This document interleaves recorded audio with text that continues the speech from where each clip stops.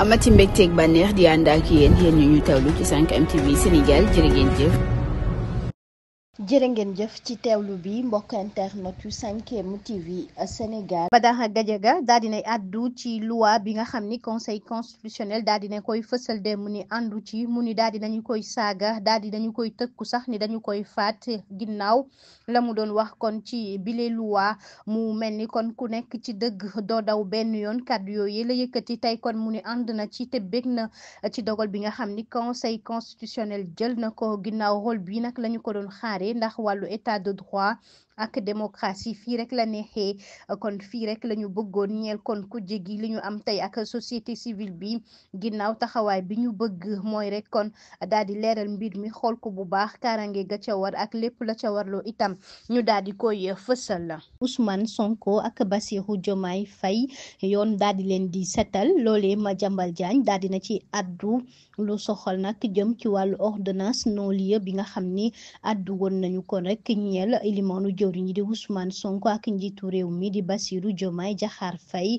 lu nu mel nag ñu fësal ko taskatu xibaar bi daal di joxe xalaatam jaarale ko ci réseaux sociaux yi ginnaaw ca message boobee mu fësal ci réseaux sociaux yi moom njiitu groupe Avenir Communication daal dinay bind kon jëm ci wàllu enchantement ak lu jëm ci ordonnance non lieu bi nga xam ni teg nañu ko mu ni nag jëmee ko ci Ousmane Sonko mu ni waaye itam bu ñu fàtte jëm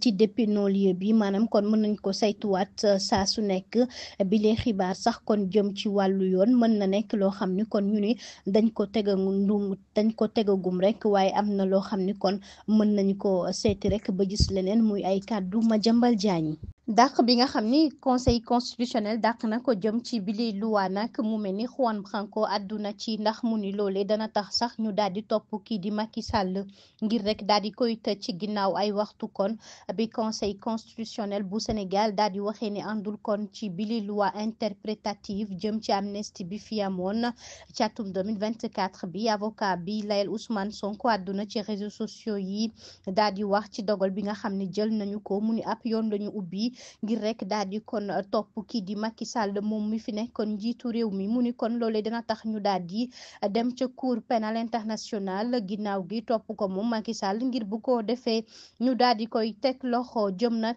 ci ñàkk ànd ci loi interprétative bi mu ni kon tey ji nag ki fi nekkoon njiitu réew mën nañu ko daal di kon topp tax na mu ni kon ci rek njiitu réew mu Sénégal mi la des ak limoonu jëwriñ ñi di Ousmane Sonko ni bu ñu ko bëggee rek war nañ ko mën a topp ginnaaw loi bi nga xam ni teg nañu ko ci ñaari fan ci weeru avril atum 2025 ca assemblée nationale ñeel kon rek xew-xew yi fi woon te ñu bari daal di ciy faatu tax na conseil constitutionnel kon daal di koy saytu jëm ci bili loi xool itam engagement yi nga xam ni moo ca warloo bu ko defee yoon mën a def liggéeyam ca na mu waree. borom njurul dana faj 15 maladies borom njurul dana faj góor gu néew kattan maanaam yow mi nga xam ne da ngay gaaw a daanu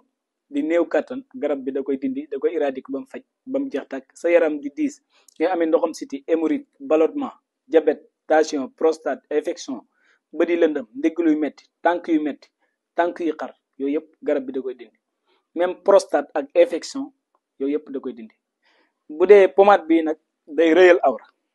bu dee pommade bi day rëyal awra day dëgëral siditi day yokk awra da koy rëyal day dëgëral siditi pommade bi moom loolu mooy njëriñam képp koo xam ni dafa bëgg ñu seetal ko defal ko ay ñaan dañuy def seet dañuy def listixaar